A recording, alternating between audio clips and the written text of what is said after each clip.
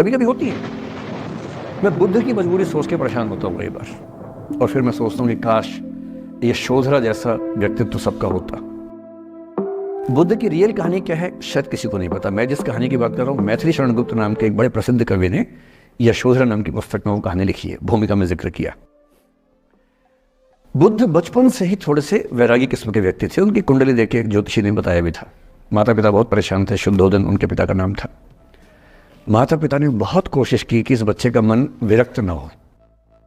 अच्छा महल बनवाया, सारी सुविधाएं दी।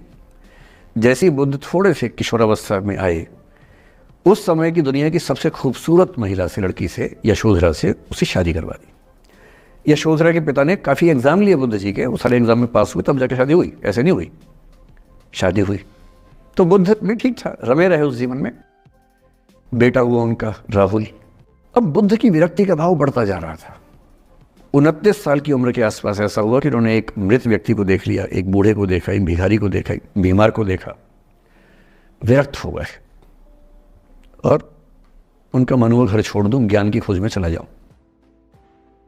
अब ज्ञान की खोज में जाएं, उनको पता है कि भाई मेरी पत्नी भी है, मेरा बेटा भी है, राज्य भी है, कैसे छोड़ दूं? छोड़ना जरूरी है। अंदर की आवाज है कि छोड़ो, तुम इस चीज के नहीं बने हो, तुम्हारा स्वधर्म कुछ और है। बाहर की जिम्मेदारी है कि छोड़ नहीं सकते। मैं अनुमान करता हूं कि बुद्ध ने शायद अपने पिताजी से कहा हो कभी कि पिताजी मैं बहुत परेशान हूं, छोड़ना चाहता हूं। तो पिता ने समझा बुझा के मना किया होगा कि बेटा शोभा नहीं देता, ऐसा मत करो। हो सकता है पत्नी से भी बात की हो, पत्नी ने भी कहा हो कि ये क्या बात हुई, हम सबका जीवन तुम पे टिका है, बच्चा अभी बिस्तर से भी नहीं उतरा है, अभी तो चलना भी नहीं शुरू किया है, तुम ऐसी बात कर रहे हो। इसका जिक्र नहीं मिलता इतिहास में कि ये बात हुई कि नहीं हुई।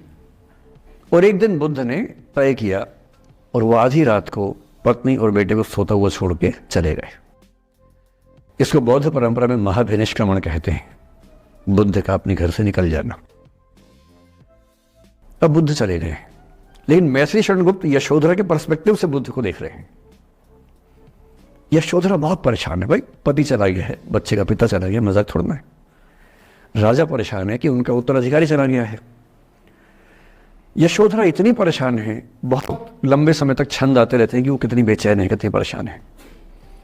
लेकिन यशोधरा की सबसे बड़ी परेशानी इस बात से नहीं कि बुद्ध चले गए, इस बात से है कि बिना बताए चले गए, भरोसा नहीं किया।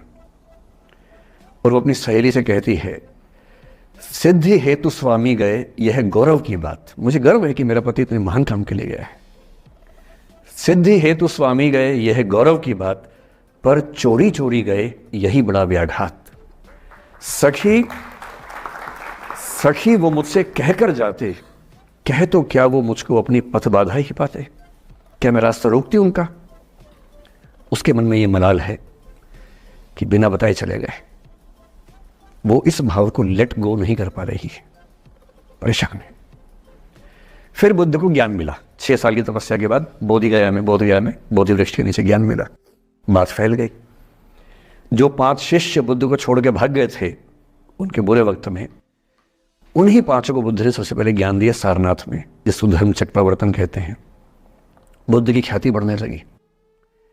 शुद्धोदन ने बुद्ध के पास, अपने बेटे के पास कई लोगों को भेजा ये कहने के लिए कि भाई यहां भी तो आओ, हमसे भी तो मिलो। बुद्ध का ऐसा प्रताप था कि जो उनके पास जाता वो बुद्धम शरणम गच्छामि हो जाता, वापस ही नहीं आता।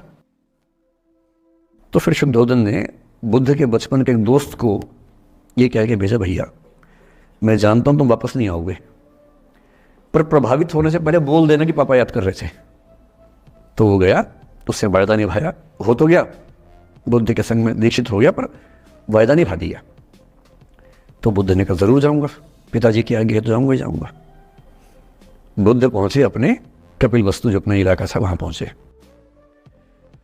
पूरे कपिल वस्तु में, नेपाल सिद्धार्थ नगर से नेपाल जाएंगे तो नेपाल बॉर्डर पे कपिल वस्तु है। मैं देखने गया था वो जगह जहां बुद्ध पैदा हुए थे, बड़ा सुंदर स्थान है, आप भी जाके देखेंगे अभी।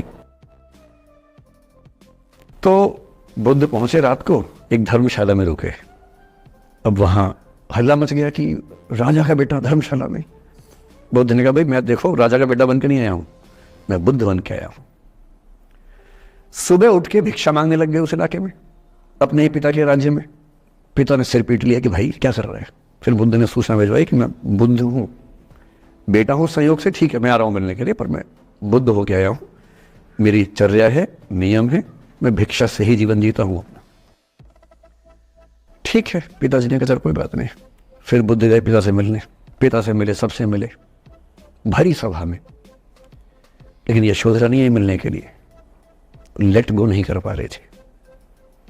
उसके मन में दर्द था, छुप के क्यों गया, बता के जाता।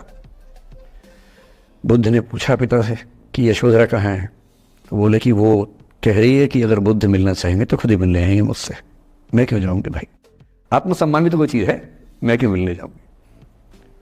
तो बुद्ध मिलने गए। सोचिए कमरे में यशोधरा बैठी है, राहुल साथ में है। अब राहुल थोड़ा सा बड़ा हो गया है, 6-7 साल का है।